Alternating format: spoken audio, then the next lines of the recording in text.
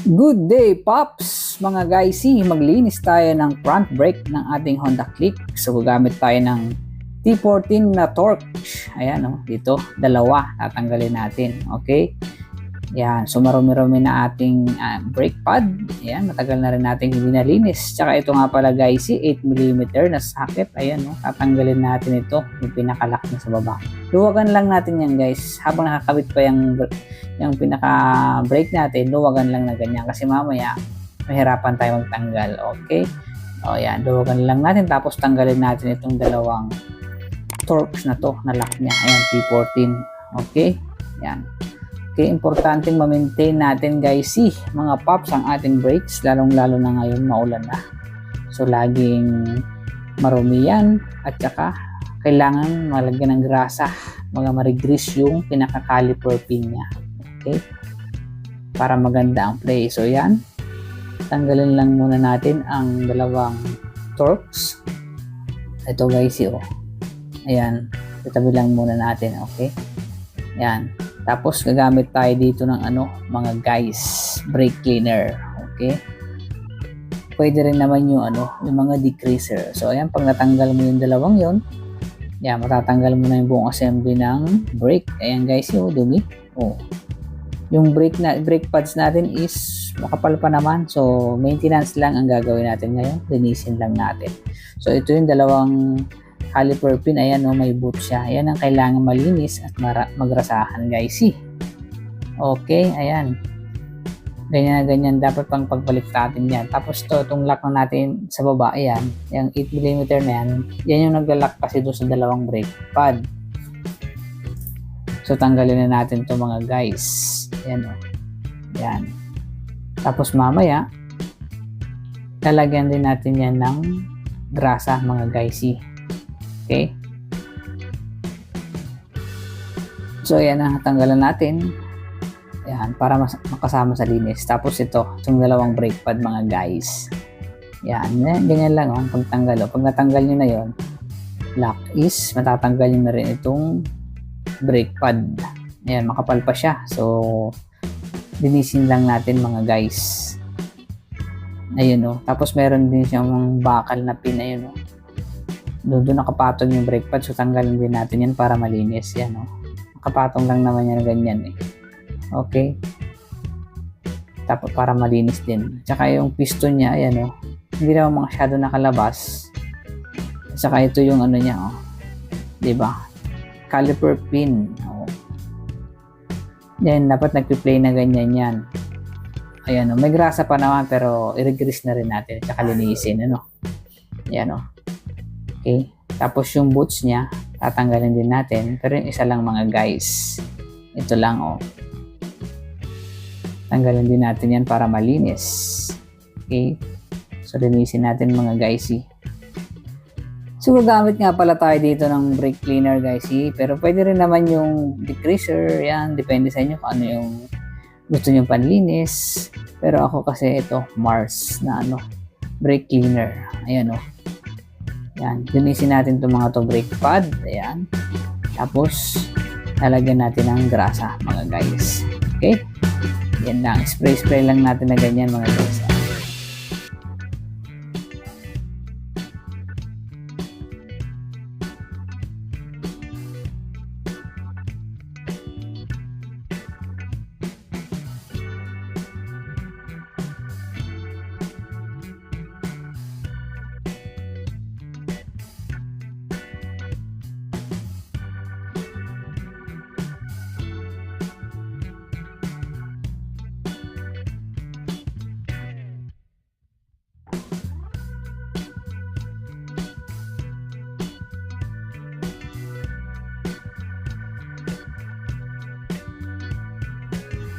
So tanggalin din natin yung pin.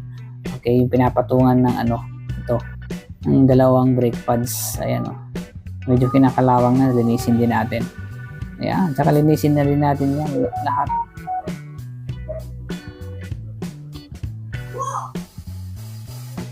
Ayan, spray natin na ganyan.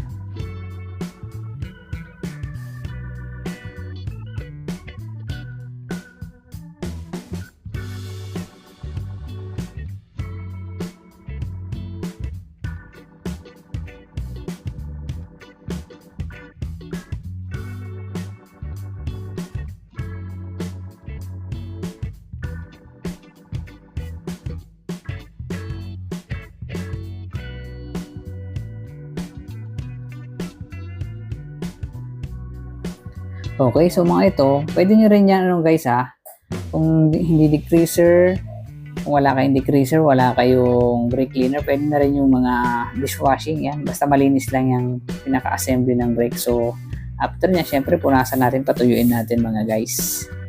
Ayan okay, so malinis na.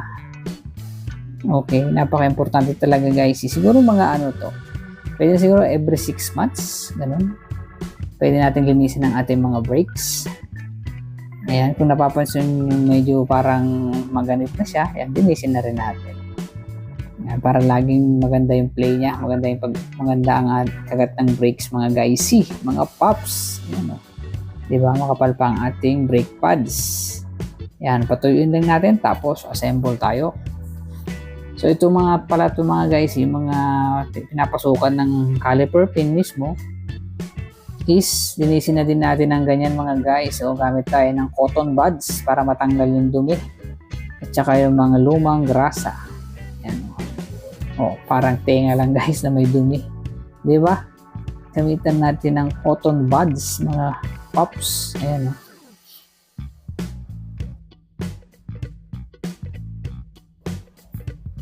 Okay, so ibalik na natin itong boots. Make sure lang guys na ayan may lapat yung maigi dun Yung isa kasi hindi ko na tinanggal na kabila kasi medyo mahirap siya. Saka baka kasi masira yun Kasi hilain mo yun guys yung kabila. Ito na lang Pero nilinis ko rin naman yun. Yung kabilang boots niya. Rubber boots yan. Ayan malinis na siya guys. Yan. Make sure din na matatanggal yan Okay. So after nyan, syempre lagyan natin ng grasa guys. Kasi dyan pumapasok yung magkabilang pin niya. Diba? Doon nagpi-play yun labas-pasok siya doon. So lagyan natin ng grasa.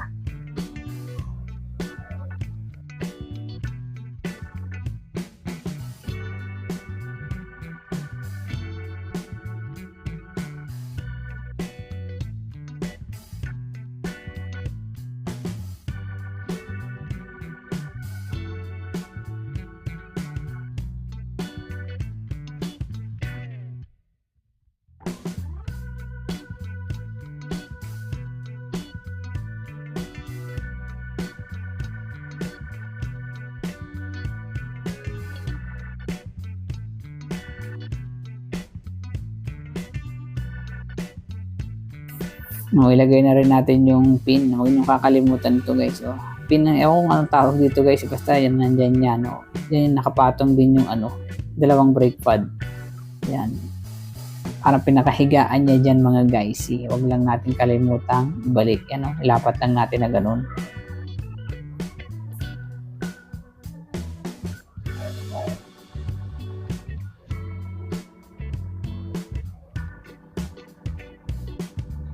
Siyempre ito rin yung mismong pin niya is lagyan natin ng grasa kasi yan yung papasok doon. Okay? Para maganda yung play niya mga guys. So pwede kayong gumamit ng high temp na grasa pero talagang may ginagamit daw dito na na grease, parang silicone grease daw yung ganoon, pero wala kasi akong ganoon kaya ito na lang high temp ang available ko, so yun na lang ilalagay ko yan. So after nyo malagyan yan mga guys so yan suot lang natin na ganyan okay, ganyan dapat. Okay, tapos nyan yung magkabilang boots kailangan pasok nyo din maigi sa mga gilid mga guys para hindi matanggal. Ayan ganyan make sure lang nakalapat na ganyan yan, dapat nagpi-play yan na ganyan mga guys.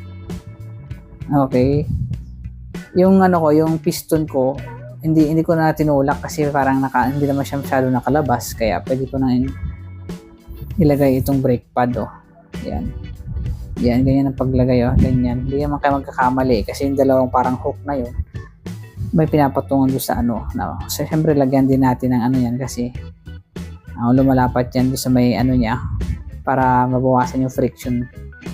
Yan konti lang naman tsaka yung doon may pinapatungan kasi doon ng mga guys ayan mga pops. Okay, ayan ito yan dyan naka yung parang pinaka hook niya so hindi kayo magkakamali kasi dapat doon yun. ilalagay. Okay mga guys. So ikabit na natin ang brake pads. Ganyan lang.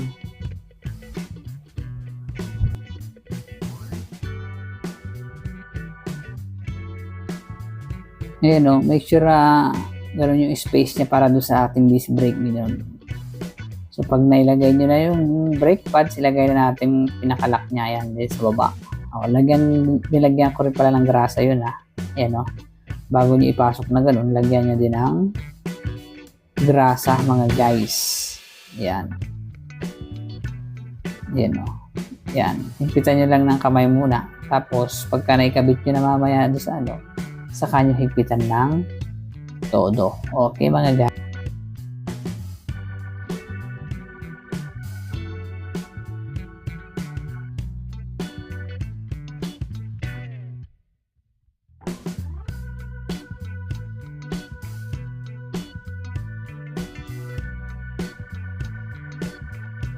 Ayun. So pag naipasok nyo na gano'n guys, yan, pwede nyo na ibalik yung dalawang lock nya.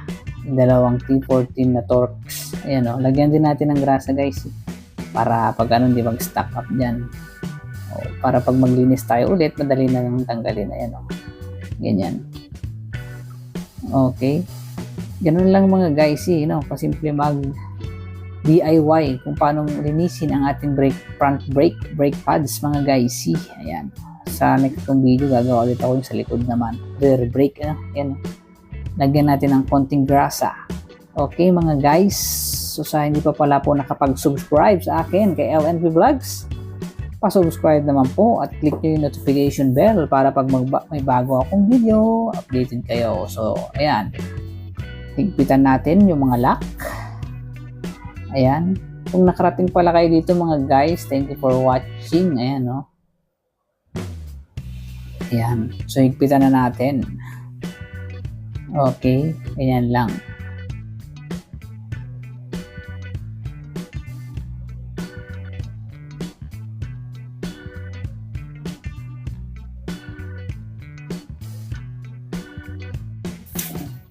Okay, so higpitin na rin natin ito.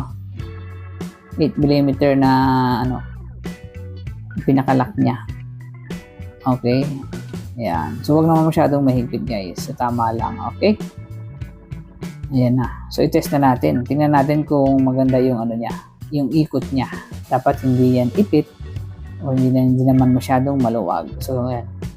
Okay yan. Tingnan taas natin guys. Ha. Dapat magandang play. Ayan o. Ganyan dapat mga guys. O swabe yung ikot niya, di ba? Okay, so i-try naman natin i-preno guys. Ayan o, lakas o. Oh, yan. Okay, ganun lang guys. Mag-DIY. Thank you for watching. Please subscribe LNP. Thank you.